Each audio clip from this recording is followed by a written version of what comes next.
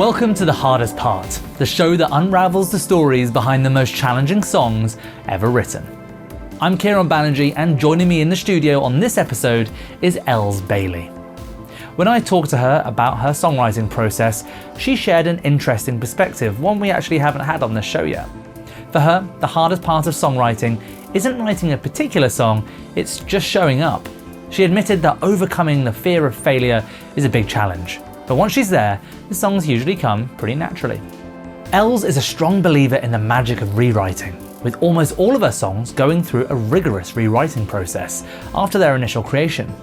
But despite years of rewriting Ballad of a Broken Dream, she kept returning to the original demo. For over 4 years, the song sat in limbo. Elles hardly shared it with anyone, didn't consider it for her last album, and eventually placed it in the "I'm never gonna record this" pile. Not because she didn't like it, but because it didn't feel like an Elles Bailey song, even though she believed it was the best lyric she had ever written. But when it came time to choose songs for her new album, Beneath the Neon Glow, she shared the original demo with her producer, Dan, who instantly fell in love with it. And with encouragement from Dan and her guitarist, Joe, she finally decided to record it. Remarkably, aside from a bigger instrumentation and a solo, the final version is nearly identical to the demo recorded 5 years ago. Elles recalled how emotional it was to sing the song with the band during pre-production. In fact, it even brought her to tears. It ended up being the first song they recorded for the album and became a single. Make sure to stay tuned to hear Ballad of a Broken Dream in full at the end of this episode. But before that, here's my chat with Elles. It was a song that sat on the cutting room floor for a very, very long time. I never thought I'd record it. It's really personal. It's quite hard to perform in the sense that it just hurts a lot when I play it.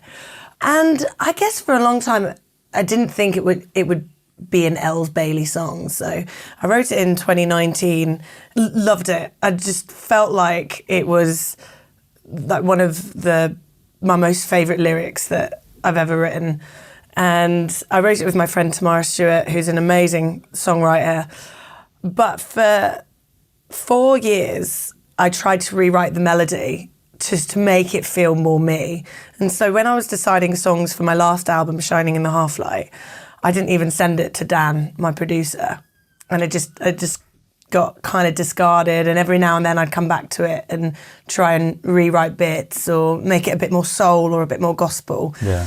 We were deciding songs for Beneath the Neon Glow, and I just sent it to him. I had so many songs as well. I had like 40 songs. But I was like, I've also got this that I wrote a few years ago.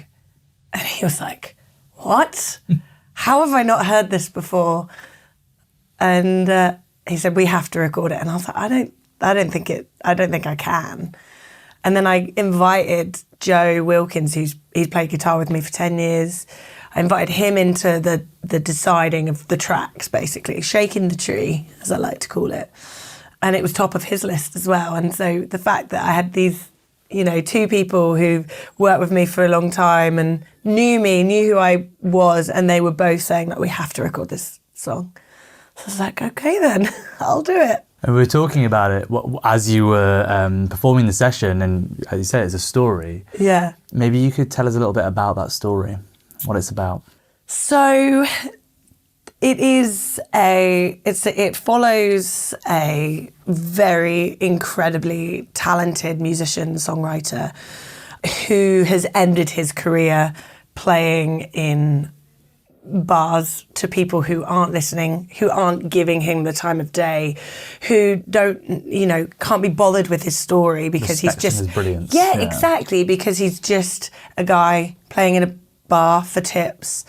But it's that whole thing that, talent and being well known, they don't go hand in hand. It's a really savage industry, and it's, there's no denying the creative toil that, and there's no denying that the effect of that creative path that can, play with your mental health. And so it's a song that just follows lots of different aspects of being an artist, but also actually how it was his mental health that caused him to never really break through. He, So that's a song. It's incredible you mentioned that. I was talking about this to a friend recently, actually, and we had just been in Nashville and we were on Broadway. While some of the honky-tonks on there, Love there it. are a lot. There is a lot. Do you remember where you were? I think I've been to all of them several times. Every single artist you see perform, especially in Nashville, in that couple of square miles,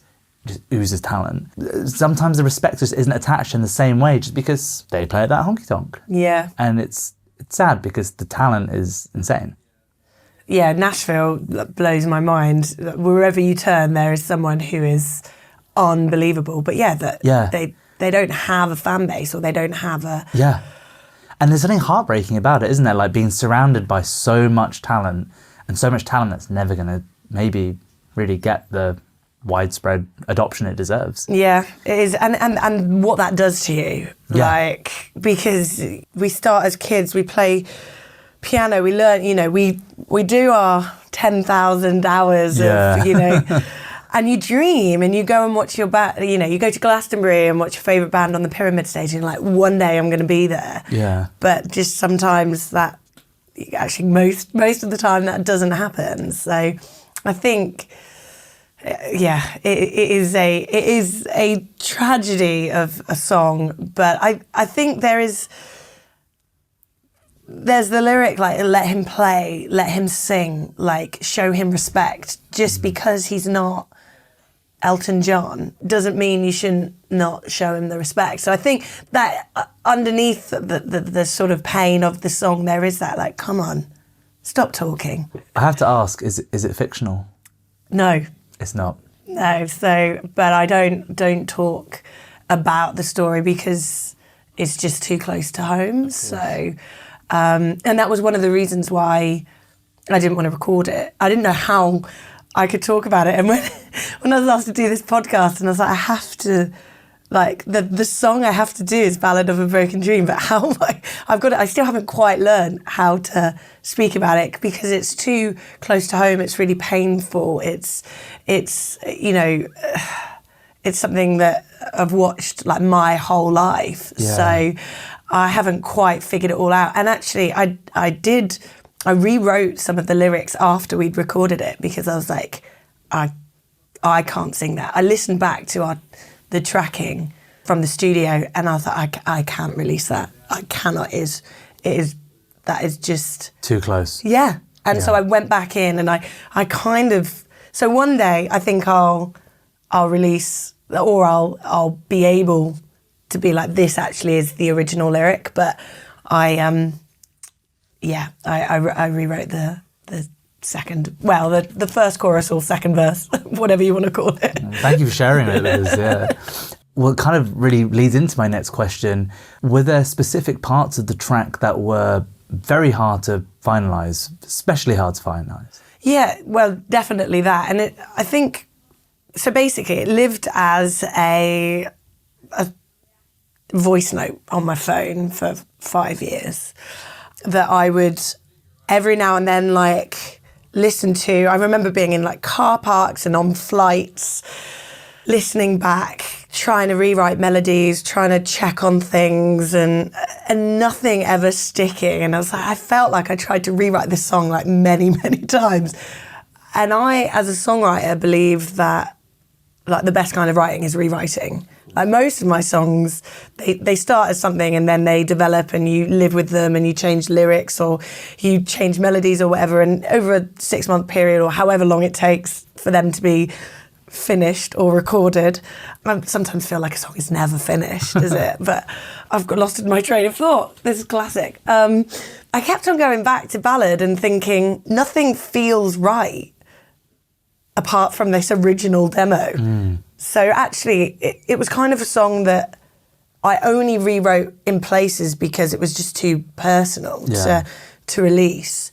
But other than that, it is almost the same as the demo, just played with really talented musicians. Yes. It was this first song that we did in pre-production. I remember just sort of sitting, we were all sort of playing in a circle. And the first time I'd sung it, basically, since writing it 5 years before, I just cried. I was just there like, flip. It is really close. And then hearing it back after the studio and thinking, okay, I need to change a few things here. But other than that, it is a song that actually didn't get the rewriting process, even though I tried. Does the person who the song's about know about the song? No. Yeah. And will you ever tell them? No. No. And was that possibly one of the reasons why you wanted to rewrite some of it? Yeah. It was this is the only reason. Yeah. Yeah. Okay. Yeah. So you spoke about your producer's involvement and your guitarist's involvement. I'd love to know sort of what they brought to the production and how they sort of weighed in on the creation of the song. Dan Weller, who produced the album, he actually came in, he really wanted to make the ooh section in the middle iconic, and actually it was never, there was no melody there, it was just a musical interlude, and he came in and he was like, woo, and he was like, just sing that over, and then we worked out what to do. So that whole section Dan brought to the table, and Joe just felt like the song just suited all the players in the room. We've been playing together for years and years.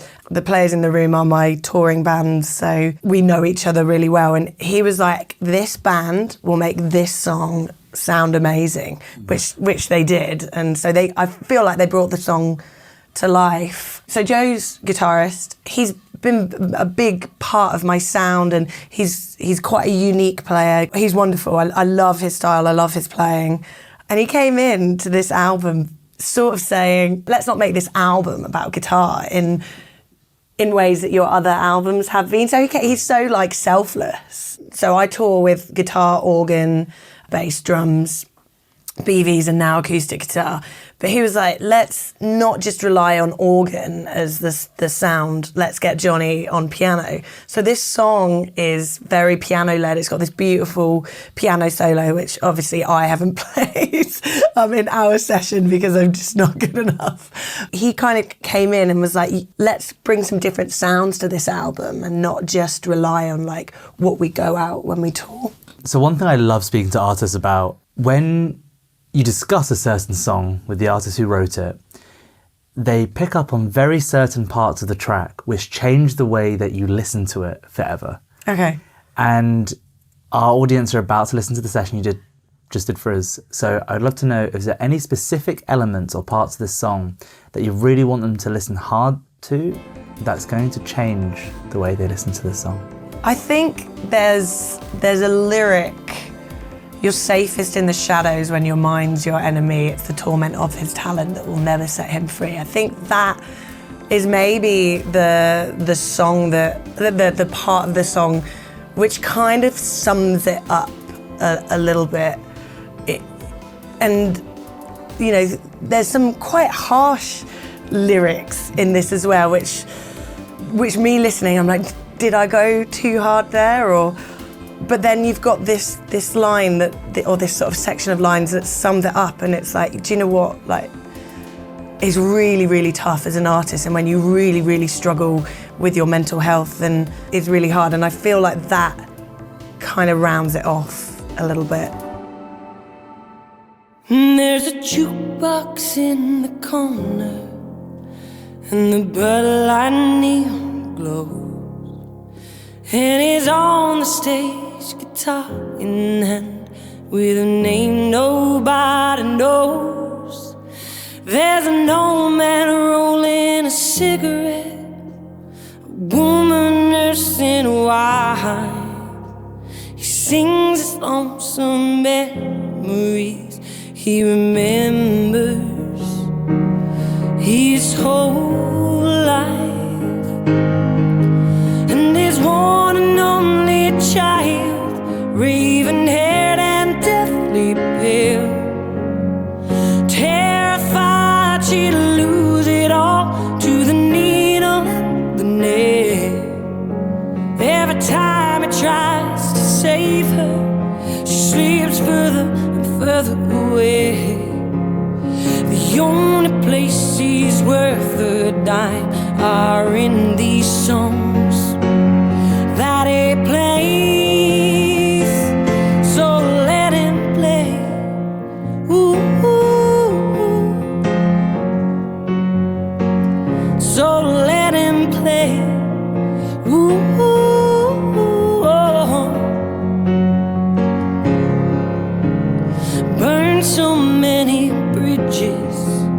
only one or two remain. And the ones who choked on all his smoke feel the burden of the flame.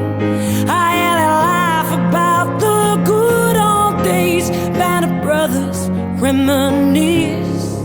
But how can a man like Moses end up just like Judas' kiss? And that big black dog runs down a man who strains to lift his head. The good old days fly high as a kite, and the bad ones wish him dead. But there's a sound of fear and shame as he's tuning that old six string that he hides behind and lives inside with these songs that he sings. So let him sing. Ooh, ooh, ooh. So let him sing. Ooh, ooh, oh. A big fish in a small town, they called him the next big thing. Oh, but the vital scars that dealt him cards that got between the in-between. And there were times where he almost believed he was worthy of the fame. But here he sits playing for tips, and no one knows his name. And perpetuates so heavy with the weight of could have been. And now he's just a never was, playing rooms that no one's in. But you're safest in the shadows when your mind's your enemy. It's the torment of his talent that will never set him free. So won't you let it be? Oh, oh. It's just a ballad of a broken dream. Ooh, ooh, oh. The ballad of a broken dream. Ooh, ooh, oh. The ballad of a broken dream. Ooh, the ballad of a broken dream.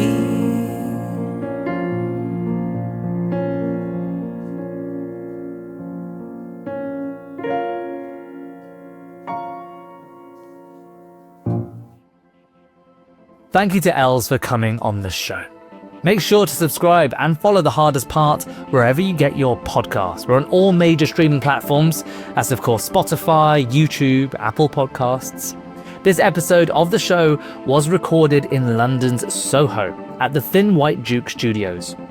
It was recorded by Max Walker and it's mixed and produced by myself. Additional videography is by Giovanni Alamonti. Thanks for tuning in.